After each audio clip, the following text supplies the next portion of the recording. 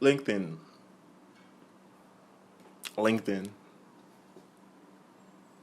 1,000 years from now, if you want to know how humanity lived in the 21st century, and to just go through LinkedIn as the only evidence of how we lived, it's over, man. It's over for us.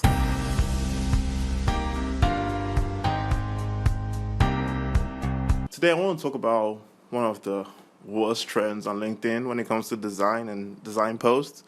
It's the which UI is better, or which one is better, which UI UX is better, which design is better.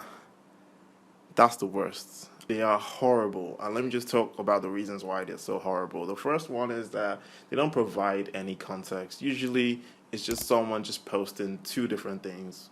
Which UI is better?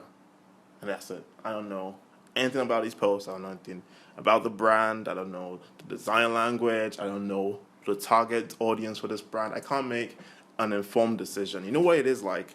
It's the equivalent of a portfolio manager getting two stocks, showing their return over 5 days, and saying which stock is better. Which one do you rather put your money in? It's subjectively and objectively bad. It's horrible. And the issue I have with this is that it's kind of nefarious because they're just to get as much engagement as possible. These posts get hell of engagement. It's like, which one is better?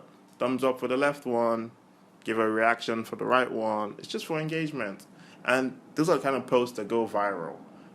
The thing is that UI UX is a very new profession in the grand scheme of things, and someone that's probably like an accountant, an architect, someone that doesn't know what UI UX is, the person will just have that impression that this is what UI UX or UX design is. It's just two different screens, pick the one that's better and move on.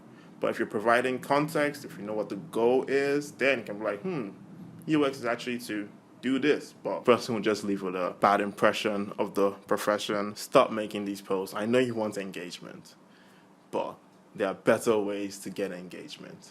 And if indeed you actually make these posts to, get some good feedback or user surveys, put some context behind it.